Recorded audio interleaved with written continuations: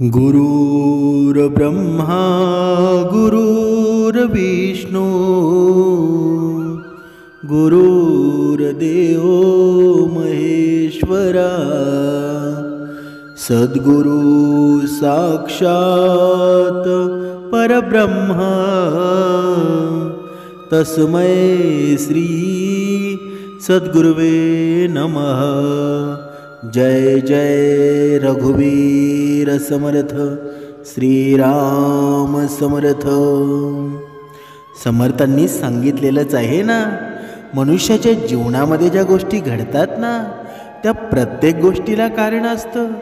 कधी कधी आपल्या जीवनामध्ये आपल्या मनाच्या विरुद्ध गोष्टी घडतात, पण प्रत्येक गोष्ट घडत असते ना, त्या प्रत्येक गोष्टीला काही ना काही कारण असतं। कधी कधी आपल्या भल्यासाठी असतं, कधी कधी आपल्याला वाटतं की ही गोष्ट घडायला नव्हती पाहिजे, पण परमेश्वरानं ज्या गोष्टी घडवलेल्या आहेत ना, त्या फक्त आपल्या भल्यासाठी असतात। हे ज्या मनुष्याला कळतं ना, त्याच्या जीवनामध्ये समाधान निर्माण होतं। पण जो भगवंताला दोष देत राहतो, भगवंताला असं विचारतो की ह्या गोष्टी घडायला नव्हत्या पाहिजे, पण येणारा काळ असतो ना, तो येणारा काळ दाखवून देतो की या गोष्टी घडल्या म्हणून तू आत्तापर्यंत एवढ्या सुख समाधानामध्ये आहेत। कधी कधी बघा, आपल्या जीवनामध्ये एवढे दुःखाचे प्रसंग निर्माण होतात ना, की आपल्या घरातील आवडती व्यक्ती मृत्यू होते, आपला मुलगा मृत्यू होतो, आपली मुलगी मृत्यू होते, आपला वडील आई मृत्यू होतो। पण प्रत्येक गोष्टीला कारण असतं। म्हणजेच आपल्या जीवनामध्ये काही दुःखदायक गोष्टी घडल्या, मग तुम्ही भगवंताला अजिबात दोषी धरू नका। प्रत्येक गोष्ट असते ना, प्रत्येकाच्या कर्मानुसार घडत असते। आता तुम्ही पाहिलं असेल, एखादा मुलगा असेल, एखादी मुलगी असेल, आपल्याला खूप प्रिय असते, पण आपल्याला खूप प्रिय असते, पण त्यांचे मागच्या जन्मीचे कर्म कसे होते ते आपल्याला माहीत असतात का? म्हणून प्रत्येक गोष्टीला काही ना काही कारण असतं। ज्याप्रमाणे श्रीकृष्णांना एवढी ती बासरी आवडायची, कमी आवडती होती का? श्रीकृष्णांची बासरी होती, ती सामान्य बासरी नव्हती, तरीसुद्धा श्रीकृष्णांनी त्यांची ती आवडती बासरी का तोडली असावी बरं? म्हणजे प्रत्येक गोष्टीला काही कारण असतं। ती एक चमत्कारी आणि शक्तिशाली बासरीच होती ना। असं म्हणतात की श्रीकृष्णांना या जीवनामध्ये फक्त दोनच गोष्टी सर्वात प्रिय होत्या, एक म्हणजे बासरी आणि दुसरी म्हणजे राधा। हे दोघे एकमेकांशी एवढे खोलवर जोडलेले आहेत ना। या जगामध्ये जेव्हा प्रेमाचं उदाहरण दिलं जातं ना, तेव्हा राधाकृष्णाचं नाव पुढे येतं। तुम्हाला माहीतसुद्धा असेल, राधाकृष्णाचं लग्न झालं का? नाही ना, पण तरीसुद्धा ते प्रेम अमरच झालं ना। म्हणजे प्रेम आणि लग्न या गोष्टी वेगवेगळ्या आहेत, पण जेव्हा प्रेम असतं ना, ते प्रेम कितीही दूरवर मनुष्य असेल तरीही ते प्रेम कधीच कमी होत नाही। ज्या पद्धतीनं श्रीकृष्णाचं आणि राधेचं होतं, म्हणजे श्रीकृष्णाच्या या सर्व चित्रांमध्ये, या चरित्रामध्ये बासरी नक्कीच त्याच्यासोबत असते। बासरी हे श्रीकृष्णाच्या राधेवरील त्या प्रेमाचं प्रतीकच आहे ना। म्हणून कंसानं बळराम आणि श्रीकृष्ण यांना आमंत्रित केल्यावर श्रीकृष्ण पहिल्यांदा राधापासून वेगळे झाले होते। बघा, तुम्हाला माहीतसुद्धा असेल, मथुरेला जाण्यापूर्वी श्रीकृष्ण राधाला भेटले आणि नंतर तिच्यापासून दूर गेले। भगवान श्रीकृष्णांनी राधाला सांगितलं की ते परत येतील, पण श्रीकृष्ण राधाकडे परतलेच नाही। आणि मग श्रीकृष्णांचा रुक्मिणीशी विवाह झाला ना। म्हणजे कृष्ण गेल्यानंतर राधाचं वर्णन फारच कमी झालेलं आहे। म्हणूनच जाण्यापूर्वी जेव्हा श्रीकृष्ण राधाला भेटले ना, तेव्हा राधानं त्यांना विचारलं, राधानं श्रीकृष्णांना सांगितलं की जरी तिच्यापासून दूर जात आहेत, पण त्यांच्या मनामध्ये श्रीकृष्ण सदैव त्यांच्यासोबत असतील। मग श्रीकृष्ण बळराम मथुरेला गेले आणि तिथे त्यांनी कंसाचा वध करून लोकांना वाचवलेच ना. म्हणून त्यानंतर श्रीकृष्ण लोकांच्या रक्षणासाठी द्वारकेला गेले आणि श्रीकृष्णांच्या जाण्यानंतर राधाच्या आयुष्याला वेगळं वळण मिळालं. त्यानंतर राधाचा विवाह यादवाशी झाला आणि राधाने एक पत्नी म्हणून तिची सर्व कर्तव्य पारसुद्धा पाडली. दुसरीकडे भगवान श्रीकृष्णानं आपली सर्व कर्तव्य पूर्ण केलेली आहेत, ज्यासाठी भगवान श्रीकृष्णांनी पृथ्वीवर अवतार घेतलेला होता. आता इथे तुमच्या मनामध्ये हा प्रश्न निर्माण झालेला असेल की आजकालचे जे तरुण मित्र आहेत ना, ही तरुण पिढी आहे. बघा, प्रेम तर प्रत्येकाच्या जीवनामध्ये होतं, पण प्रेम झालं आणि जर ते सक्सेसफुल झालं नाही, म्हणजे त्या दोघांचं लग्न झालं नाही ना, तर लगेच मनुष्य आत्महत्या करण्याला प्रवृत्त होतो. समर्थांनी सांगितलेलं आहे ना, बघा, प्रेम खरं असू द्या का खोटं असू द्या, पण प्रेम कधी खोटं नसतं. म्हणून प्रेमावर विश्वास ठेवा. जरी प्रेम तुम्हाला ज्या आवडत्या मुलीसोबत जरी झालं नाही ना, तरी खचून जाऊ नका. भगवंतानं तुमच्या आयुष्यामध्ये त्या मुलीपेक्षा चांगली एखादी मुलगी ठेवलेली आहे. आणि तुमच्या जीवनामध्ये तुम्ही जर अरेंज मॅरेज केलं तरी तुमच्या जीवनामध्ये सुखच निर्माण होणार आहे. म्हणून कोणाच्या एवढ्या अधीन होऊन जाऊ नका. तरुण पिढीला सांगणं आहे की जीवनामध्ये भरपूर सुख आहे, भरपूर समाधान आहे. या जीवनामध्ये फक्त एकच मुलगी आहे का? या जीवनामध्ये फक्त एकच मुलगा आहे का? आपल्या आयुष्यासाठी भगवंताने जे निवडलेलं आहे ना, ते आपण ठरवलेल्यापेक्षा चांगलं निवडलेलं आहे. म्हणून जास्त दुःखी होऊ नका. जीवनाचा प्रवास आहे ना, सुख दुःखाने भरलेला आहे. कधी दुःख होणार आहे, कधी सुख होणार आहे, पण जीवन संपवण्याचा कधीही विचार करू नका. आता आपण पाहूया राधाचा मृत्यू नक्की झाला कसा. आपली सर्व कर्तव्य उत्तम प्रकारे पार पाडल्यानंतर राधा कृष्णाला भेटण्यासाठी द्वारकेला गेली. जेव्हा श्रीकृष्णानं राधेला द्वारकेमध्ये पाहिलं तेव्हा त्यांना खूप आनंद झाला आणि ते दोघेही एकमेकांशी मनातल्या मनामध्ये बोलू लागले. द्वारकेत राधेला कोणीही ओळखलं नाही. राधाच्या या विनंतीवरून कृष्णानं तिची बघा महालामध्ये दासी म्हणून नियुक्ती केली. राधा दिवसभर त्या राजवाड्यामध्ये राहून महालाशी संबंधित काम पाहत असत आणि जेव्हाही तिला संधी मिळायची ना, तेव्हा ती श्रीकृष्णाचं दर्शन घेत असत. पण राधाला राजवाड्यात कृष्णाशी पूर्वीसारखा आत्मीय संबंध जाणवत नव्हता. त्यामुळं राधाला वाटलं की राजवाड्यापासून दूर जाऊन ती पुन्हा श्रीकृष्णाशी आत्मीय संबंध प्रस्थापित करू शकेल. मग राधा नुसतीच चालत होती आणि तिथेसुद्धा ती कुठेही चालली ते सुद्धा कळत नव्हतं, पण श्रीकृष्णांना माहीत होतं. मग बराच वेळ निघून गेल्यावर राधा पूर्णपणे एकटी झाली. आता ती भरपूर अशक्तसुद्धा झाली होती. त्यावेळी तिला श्रीकृष्णांची भरपूर गरज होती. शेवटी श्रीकृष्ण राधासमोर हजर झाले आणि राधाला त्यांच्याकडून काहीतरी मागायला सांगितलं. बघा, खरं निरूपणाचं सार आहे ना, ते हे आहे की श्रीकृष्णानं जेव्हा राधेला मागायला सांगितलं ना, पण राधाने श्रीकृष्णाला नकार दिला.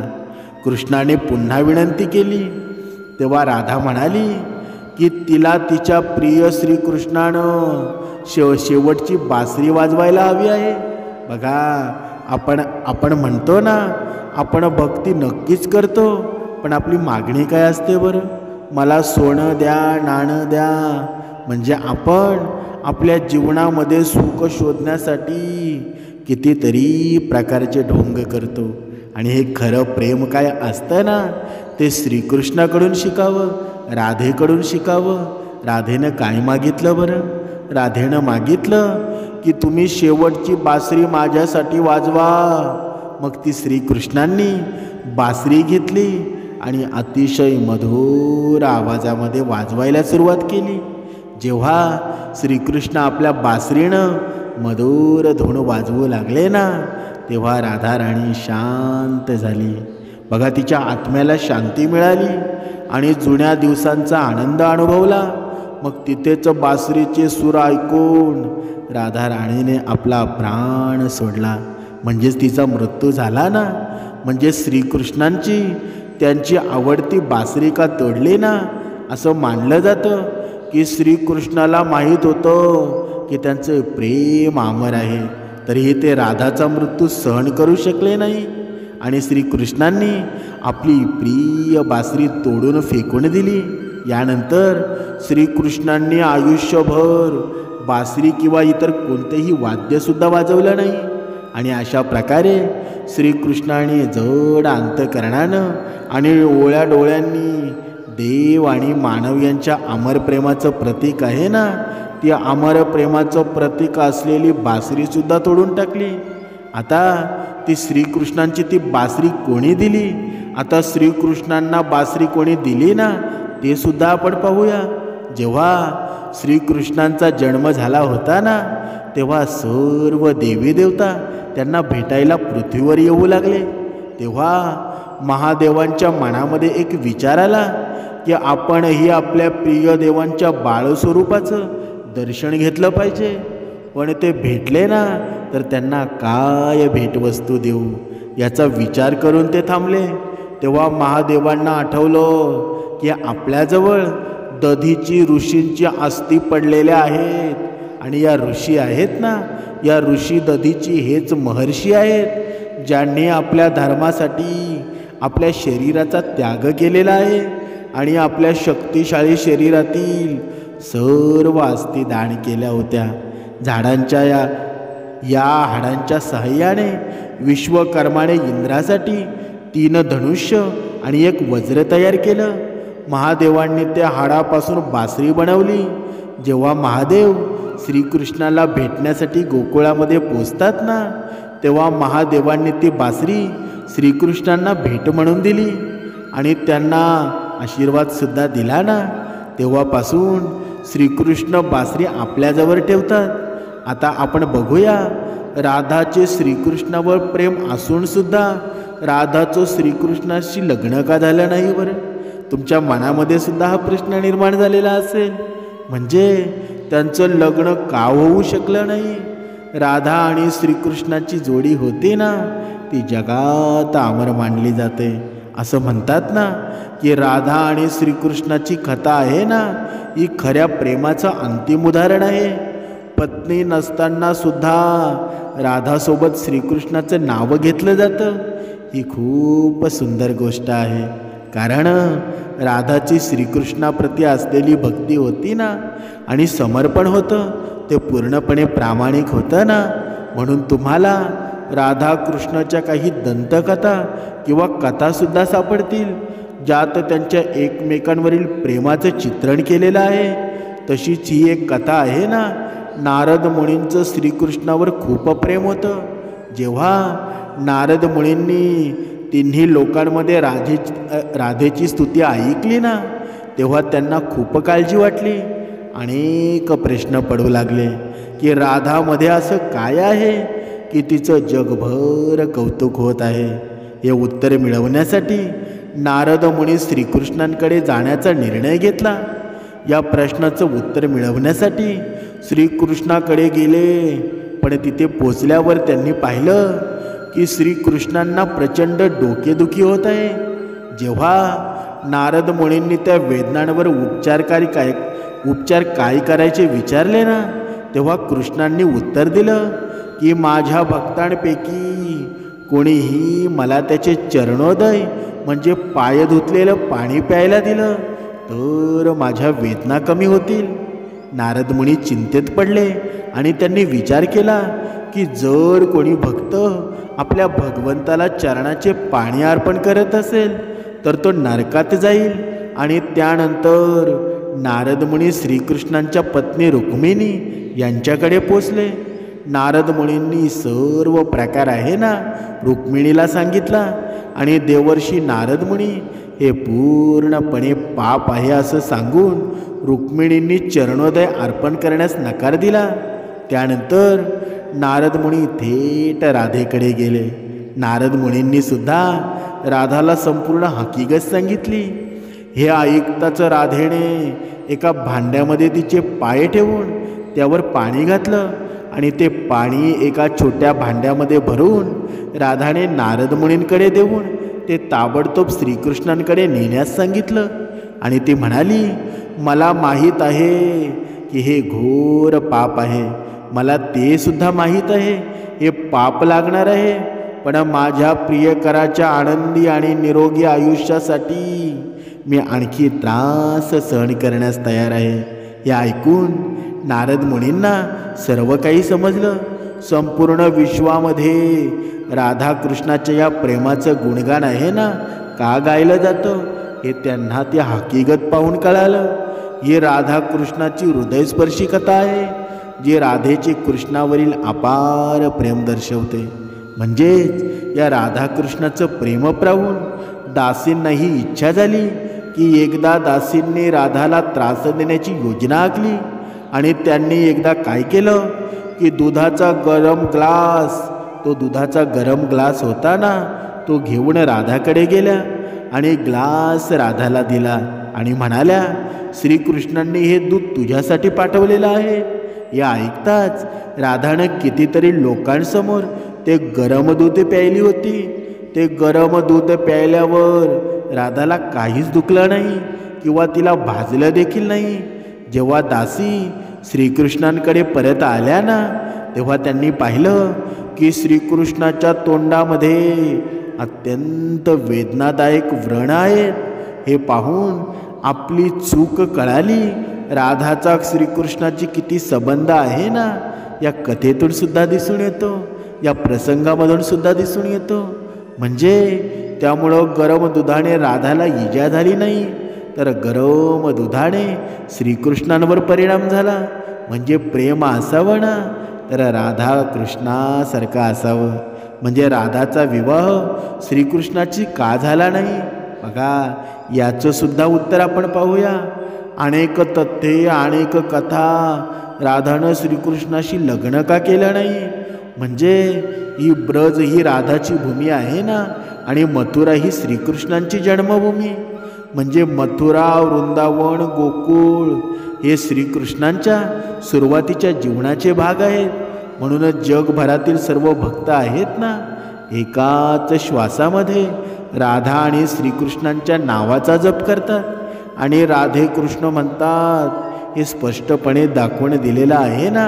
म्हणजे राधाकृष्ण म्हणजे वेगवेगळे कोणी आहेत का? नाही ना. हे दोन्ही वेगळे नाही, हे दोन्ही भिन्न नाही. म्हणून कंसाचा वध करण्यासाठी भगवान श्री विष्णूंनी पृथ्वीवर जन्म घेतला आणि त्याच कालखंडातील त्या महाभारताच्या युद्धामध्ये अर्जुनाद्वारे संपूर्ण पृथ्वीवरील लोकांना भगवद्गीतेचा धडासुद्धा शिकवला ना. म्हणजे या जगामध्ये श्रीकृष्णांचा विवाह राधाशी झाला नसून त्यांचा विवाह रुक्मिणी आणि सत्यभामा यांच्याशी झाला होता ना. म्हणूनच भक्तांना नेहमी प्रश्न पडतो की असं का झालं असावं बरं. म्हणजे अनेक धर्मग्रंथांमध्ये असं सुद्धा मानलं जातं की राधा आणि श्रीकृष्ण कधीच वेगळे नव्हते, ते एकच होते. म्हणजे राधा आणि श्रीकृष्ण वेगळे नव्हते, ते एकच होते. मग ते लग्न कसे काय करणार बरं. म्हणजे दुसऱ्या कथेमध्ये असं सुद्धा मानलं जातं की राधा ही जिवंत आत्मा होती आणि श्रीकृष्ण हे दिव्य आत्मा होते. म्हणजे राधाचं श्रीकृष्णार्थ प्रेम आहे ना तो निस्वार्थ प्रेम या कृष्णावरील परमभक्ती आणि प्रेमच होतं ना. राधानं श्रीकृष्णांसाठी सर्वस्वाचा त्याग केला होता. म्हणजेच ते एकच होते ना. असं मिलन विवाहापेक्षा श्रेष्ठ मानलं जातं. म्हणजे श्रीधामाच्या शापामुळं कृष्ण आणि राधाचा विवाह होऊ शकला नाही असं अनेकांचं मत आहे. म्हणजे श्रीधामा आणि श्रीकृष्णाचा भक्त आणि मित्र होता जो प्रेमापेक्षा भक्तीवर अधिक विश्वास ठेवत होता. म्हणून एके दिवशी रागाच्या भरामध्ये त्यानं राधेला शाप दिला की ती श्रीकृष्णाशी संबंधित सर्व आठवणी विसरेल आणि 100 वर्ष पाताळामध्ये राहील. या कारणास्तव ब्रह्मदेवांनी श्रीकृष्णांना राधाला शापापासून मुक्त करण्याची विनंती केली. त्यामुळं राधा कृष्णाचं लग्न होऊ शकलं नाही. दुसऱ्या कथेमध्ये असं सुद्धा सांगण्यात आलेलं आहे की राधाचा जन्म प्रेमाचं महत्त्व आणि खरा अर्थ सांगण्यासाठी होतो आणि या पृथ्वीवर त्याच्यासाठी झाला ना. जे तुम्ही राधा आणि श्रीकृष्णाच्या प्रेमाच्या या भावनेच्या सामर्थ्याद्वारे पाहू शकता. म्हणजे राधा आणि श्रीकृष्णांनी पृथ्वीवर जन्म घेतला आणि सांगितलं ना की प्रेम लग्नासारख्या कोणत्याही बंधनामध्ये बांधलं कधीच जाऊ शकत नाही. म्हणजे या पूर्ण राधाकृष्णाच्या या चरित्राचा जर विचार केला ना तर आपल्याला हेच कळतं की जीवनामध्ये अशा काही गोष्टी घडतात ना की त्या देवदेवतांना सुद्धा चुकलेल्या नाहीत. मग आपण मात्र मनुष्य आहोत. म्हणजेच जरी आपल्या जीवनामध्ये थोडं दुःख आलं ना तरी भगवंताला दोष देऊ नका. भगवंताला विनंती करा की हे परमेश्वरा, माझ्या जीवनामध्ये हे दुःख आलेलं आहे ना, याची तीव्रता कमी करण्यासाठी मला आशीर्वाद द्या. म्हणजे पण ते आशीर्वाद मिळतील कधी बरं? समर्थांनी सांगितलेलं आहे ना, हे समर्थ विचार जेव्हा आपल्या जीवनामध्ये निर्माण होतील, दोडवेलची उपासना निर्माण होईल, श्रवण घडेल, तेव्हाचे आशीर्वाद भगवंताचे मिळतील ना. म्हणूनच समर्थांनी सांगितलेलं आहे ना, जीवनामध्ये भरपूर प्रसंग येतील, भरपूर दुःख येतील. म्हणजे दुःख आलं म्हणजे जीवन सोडून द्यायचे का? हल्लीच्या या कलियुगामध्ये अशी भरपूर मुलं मुली आहेत, काहीही न पाहता प्रेम करायला सुरुवात करतात. पण ते प्रेम खरं असतं का बरं? शारीरिक सुखाच्या आहारी जाऊन या देहमूळाची माती करून टाकतात. आणि या देहाचं, या भगवंताने हा देह आपल्याला दिलेला आहे ना, हा सत्कर्मासाठी लावावा. या देहामधून, या वैखरीमधून गोड भगवंताचं नामस्मरण करावं. पण हा देह आहे ना, या डोळ्यांनी जे बघायचं ते बघत नाही, या कानांनी जे ऐकायचं ते ऐकत नाही. म्हणजेच तुम्ही तर या डोळ्यावर व्हाईट चष्मा घातला, पारदर्शक चष्मा घातला ना, तर तुम्हाला जग आहे ना जसेच्या तसं दिसेल. पण या डोळ्यांवर काळा गॉगल घातला तर ते जग चांगलं दिसेल का बरं? सर्व अंधारमयच होऊन जाईल ना. म्हणूनच समर्थांनी सांगितलेलं आहे, जीवनामध्ये कितीही मोठा प्रसंग जरी आला ना तरी घाबरून जाऊ नका आणि अनोळख्या व्यक्तीशी प्रेमाच्या भानगडीत पडू नका. तुमचं जीवन आहे ना, तुमचे आईवडील चांगलंच करणार आहेत. म्हणून अहंकारापासून दूर राहा. माझंच खरं म्हणण्याची ही वेळ आलेली नाही. तुमचं खरं नक्की असेल, पण जोड जर तुमच्या आईवडिलांची तुमच्यासोबत असेल ना, तर या जगामध्ये तुम्हाला कोणीच हरवू शकणार नाही. म्हणून आईबापाची साथ कधीच सोडू नका. आईवडिलांचा विचार घ्या, आईवडिलांशी मैत्री करा. जर आईवडिलांच्या विचारांनी तुम्ही जे कोणतं कार्य कराल ना, त्यांच्यात तुमचा विजयच होऊन जाईल. आईवडिलांच्या रोज पाया पडा. आईवडिलांचा नुसता स्पर्श जरी असेल ना तरी माणसाला जीवनामध्ये काहीच कमी पडत नाही. कारण आईवडिलांचा स्पर्श आहे ना, माणसाला जगण्याची उमेद निर्माण करत असतं. जरी आपण हारलेलो असू तरीसुद्धा आईवडिलांचा आशीर्वाद साक्षात भगवंताचा कृपा आशीर्वाद असतो. म्हणून आपल्या आईवडिलांच्या चेहऱ्यावर आनंद निर्माण करा. या लव जिहाच्या भानगडीत पडू नका. तुमचं आयुष्य सुंदर आहे आणि आयुष्य सुंदर बनवण्याचं काम आहे ना, ते भगवंतसुद्धा करणार आहेत. म्हणूनच समर्थ विचारांमध्ये प्रेरित व्हा. दोन वेळची उपासना करा, श्रवण करा, नियमांमध्ये राहा. तुमच्या जीवनाचं सोनंच होऊन जाईल, तुमच्या जीवनाचं भलंच होऊन जाईल. जय जय रघुवीर समर्थ.